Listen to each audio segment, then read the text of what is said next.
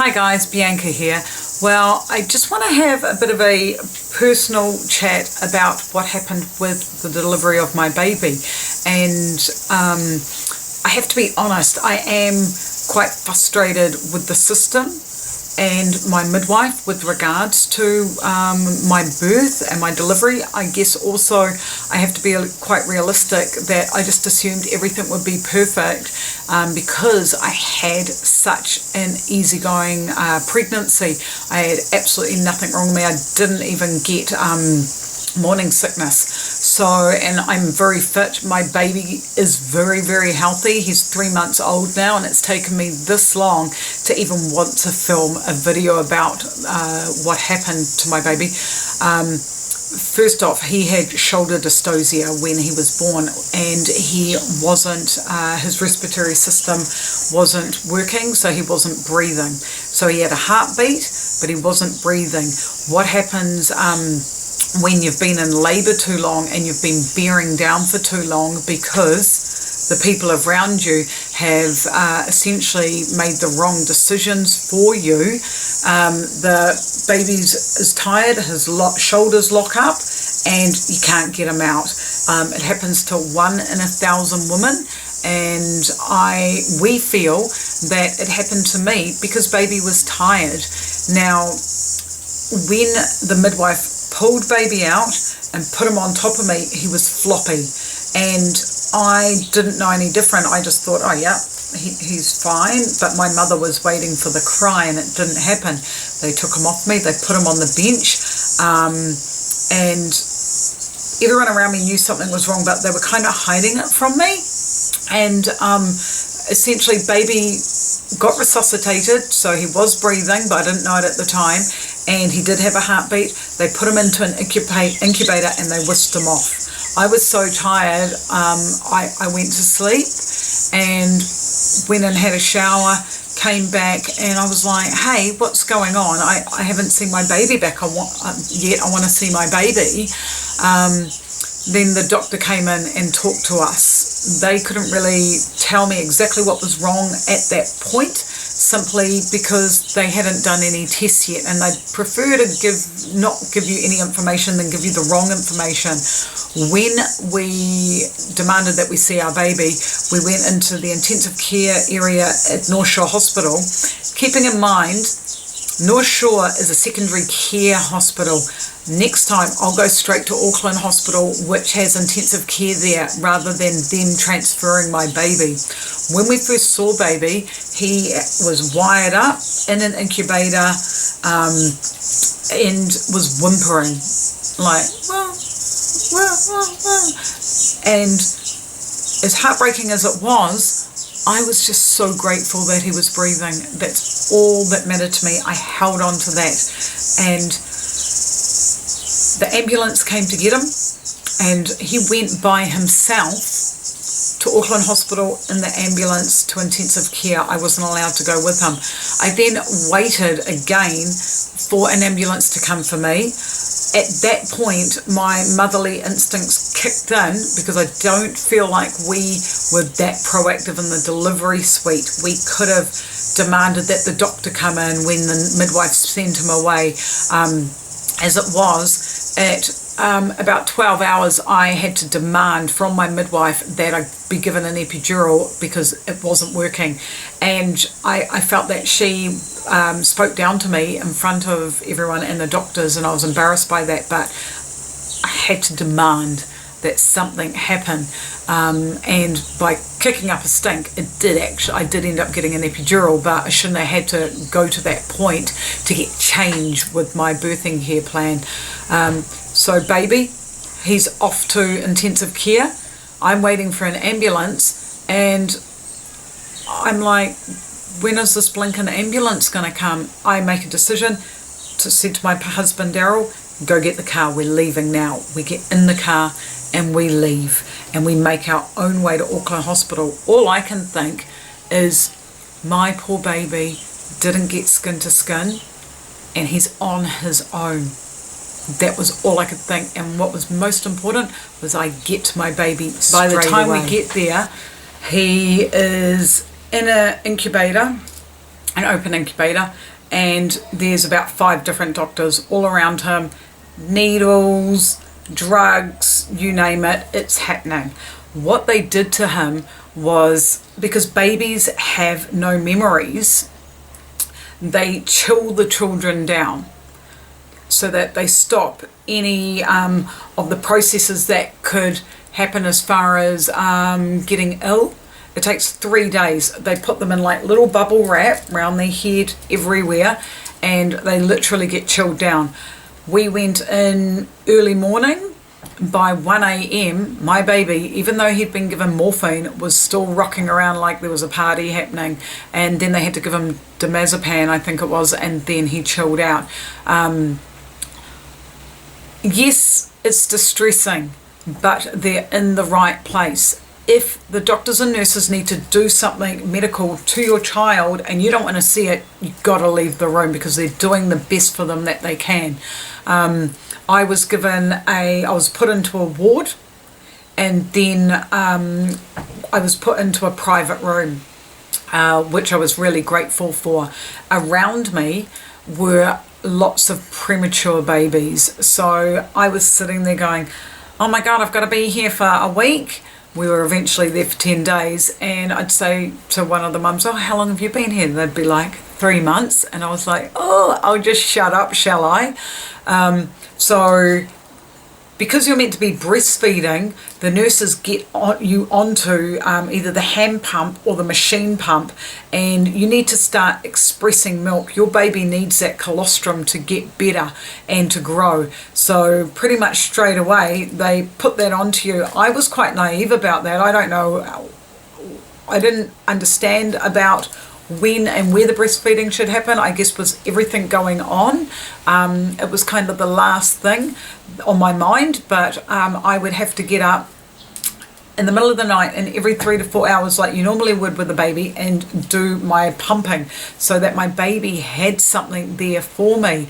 3 days later, they gave him another 24 hours to warm him up, and I finally got to have skin to skin with my baby. And it wasn't easy, because he had tubes and everything coming out of him, and you're so concerned about holding them and not having the tubes rip out that, you know, you want to focus on the breastfeeding, but it is still quite difficult.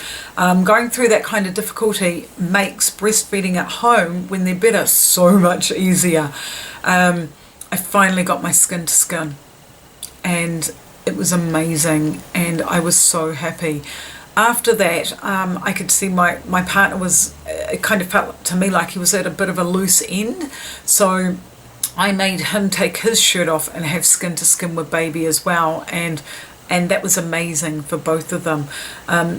We had the priest and our kaumatua come and bless baby. We didn't tell anybody what was happening. The last thing we wanted was this image of our child being the first image that other people saw, and we just didn't need people's attention taking us away from focusing on our baby who was in intensive care. I didn't need everybody's sympathy. I just needed my parents, my husband, and a couple of close friends that came to visit, and I really appreciated their visits. We didn't want to worry people. So I was lucky enough to then stay in the hospital a few more days, where the nurses taught me how to breastfeed my baby. They taught me how to burp him. They taught me how to bathe him. They taught me how to change his nappy. These are all the little things that, had I gone home after 2 to 3 days, I probably would never have been taught. So I'm really grateful to the nurses at Auckland Hospital for teaching me that. And they really loved baby Vlad, because he was big. and they're used to these tiny little prem babies about this big, and my baby's like huge. So I would come in and he'd be sitting on one of their knees at the computer, and they really looked after him and they really looked after me. As a mum, you do need to take care of yourself. You need to make sure that you get the medications you need, that when you leave the ward, ask them for packets and packets of pads, because once you go into the private room, they're not going to have those available for you because you've been discharged from the maternity ward. So get as many supplies as you possibly can. They teach you how to sterilize your baby's bottles.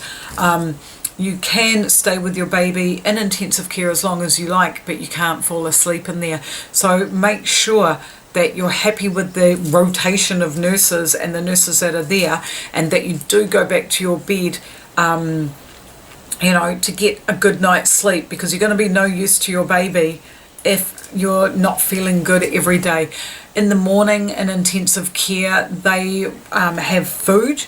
You can go to the mother's room and they have a breast pump machine there, and there's always cereal, fruit, tea, coffee, and then at lunchtime they will have sandwiches, and in the evening they'll bring you a hospital meal.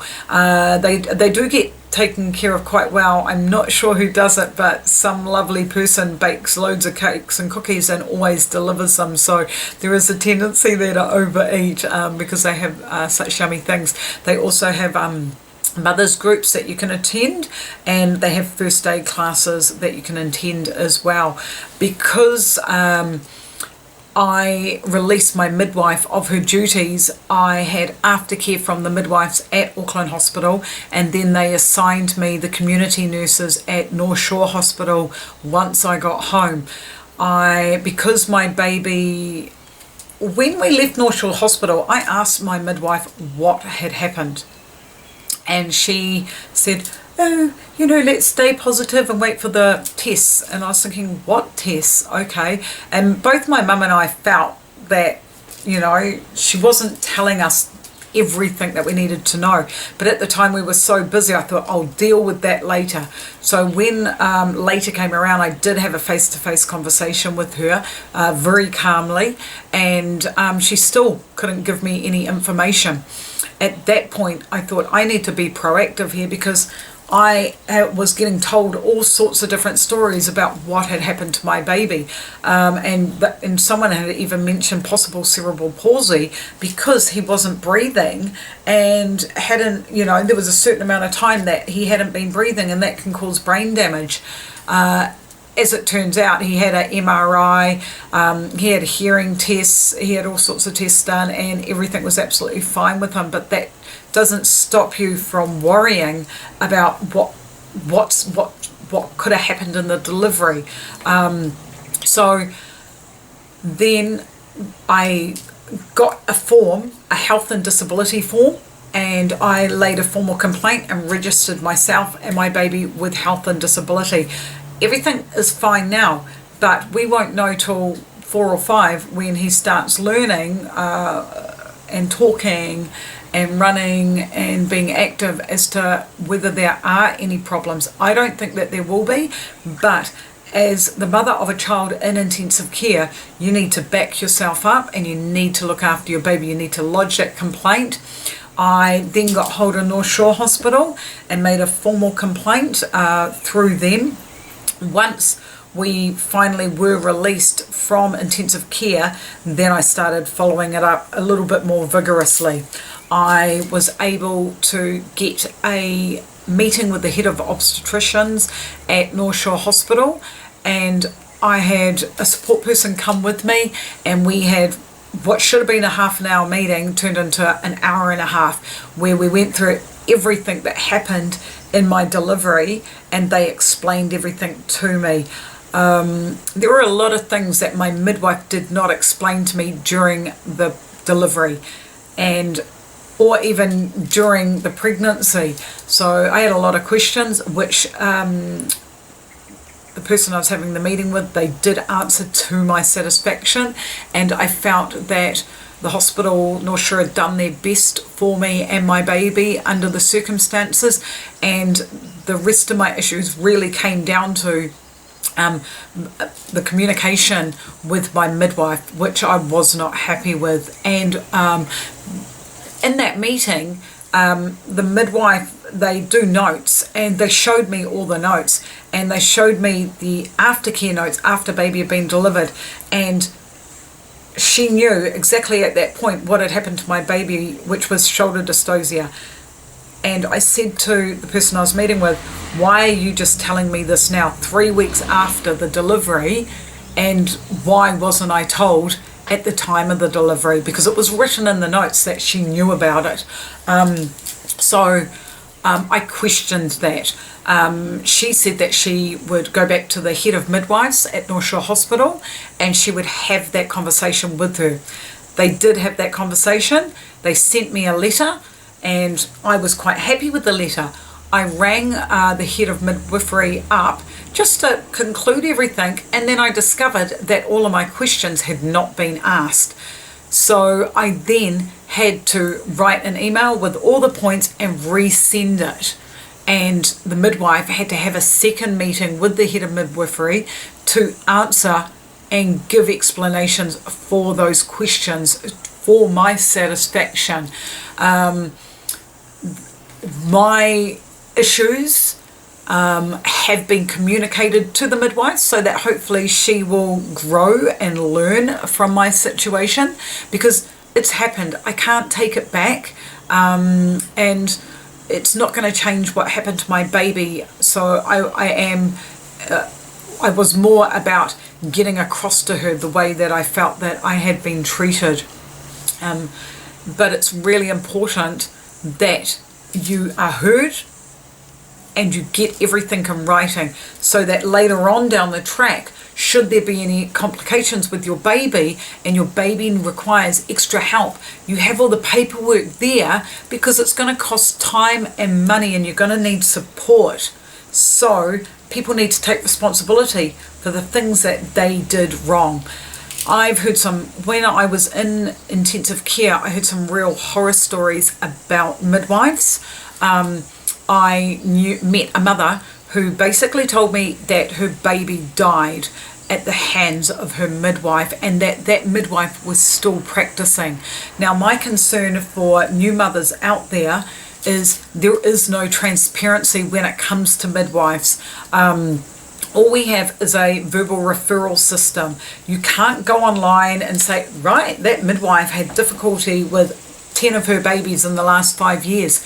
They don't tell you that. So when I spoke to North Shore and was making my formal complaint, I made them accountable for somebody who not only worked for them, but for the people that they allow into their hospital to practice. It's their responsibility as well. So all in all, my delivery up to the delivery was pretty good, and then it became complicated. My baby is a very happy, healthy, beautiful baby boy, and we love him so much. It's unfortunate what happened to him, but it's something that we've moved on from very, very quickly. My partner had his own emotions about the situation, and my mother had her own set of emotions about the situation, and we all had to work through those in our own way. It wasn't easy, but we got through it. I hope that if you have any difficulties with your delivery, that you will be proactive and do what is right for you and your baby, and make those formal complaints and get as many tests done as possible. I hope that this video has been helpful. I am obviously still a little bit emotional about it. There's a little bit of anger there, but for the most part, I've let it go. We've done everything that we can to be proactive about the situation. So good luck with your delivery, ladies, and make sure that you choose the right midwife for you and your baby, and choose the right hospital. This is Bianca Fallon. Ka kite anō.